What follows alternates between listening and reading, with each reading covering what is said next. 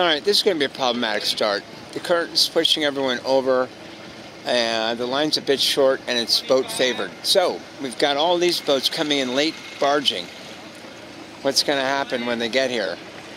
We're at, I don't know, 20-something seconds? No, 15. You know, 21 seconds. Yeah, we got 10 seconds.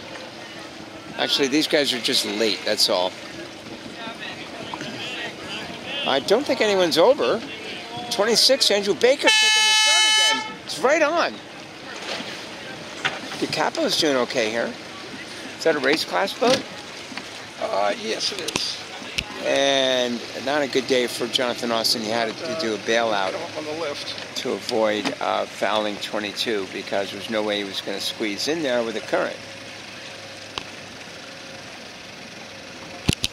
Racing class here on starboard, coming up on a couple of port boats. 14, it looked like they were going to cross, but they tacked into that air, and they will just make it. Not by a lot.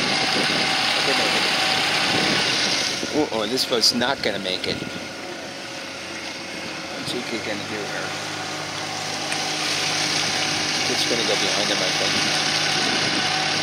Yeah, and yet another John Power at that start. And remember, this was a shorter line than the first two races, so we have a lot of people bailing out on port. That said, there's a little better breeze now. And warp drive once again with Andrew Baker at the helm. He's taking the start. Sorcerer's doing okay on their hips with Sal Rosen.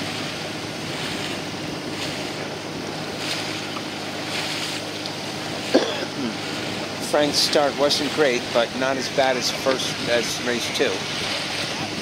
And the barge is a bit of a factor for Wasabi, but by tacking out, they'll have a nice clear lane on port once they get to the other side of Sorcerer.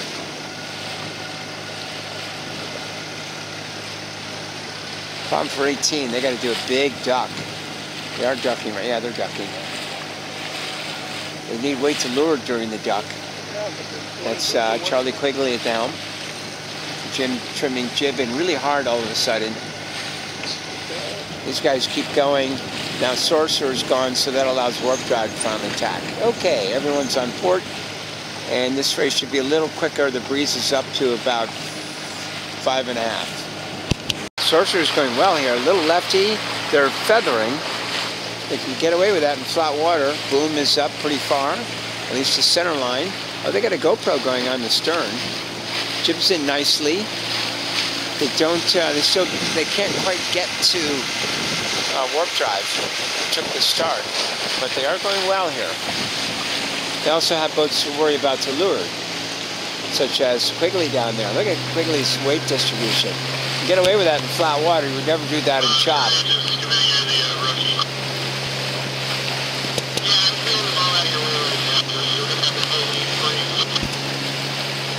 Coming across Bob Perry in 21 in the lead. A little different kind of a race this time from the first two we saw. We think Bob Perry's got the lead.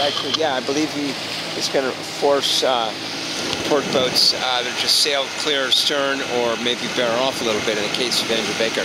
Baker doesn't really want to bear off because he'd end up down into the Sorcerer. Does have to do a little bit of a bear off, but not enough to get him in any trouble with Sorcerer. So Baker's in second, assuming he's going to be clear on these guys when they tack.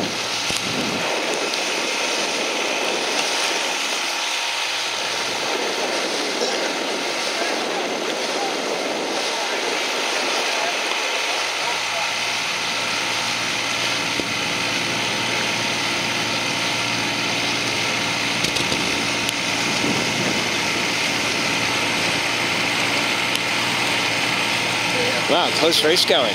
This is pretty cool. All right, we're almost to ley line.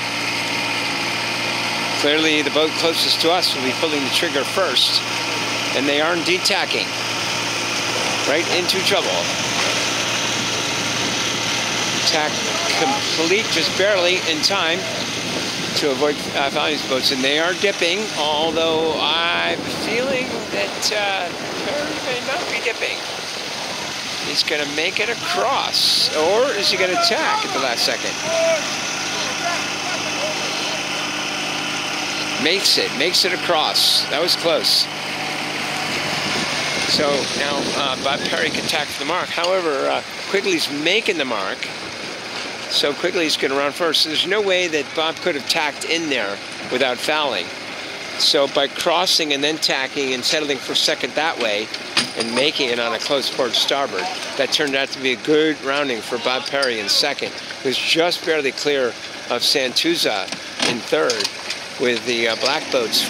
Matt Flynn is next on Wasabi in sixth as the spinnakers go up on all the leaders. Frank is around in seventh, followed by Jonathan Austin. After disastrous start, comes out of it in eighth, just below mid-fleet, and not that far behind the leaders. Although it is only a two-leg course, so it's going to be tough. Now that the breeze is up to 6 knots. It's a pretty picture.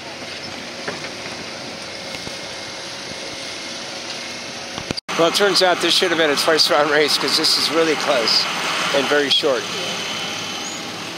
All these boats have a shot at it.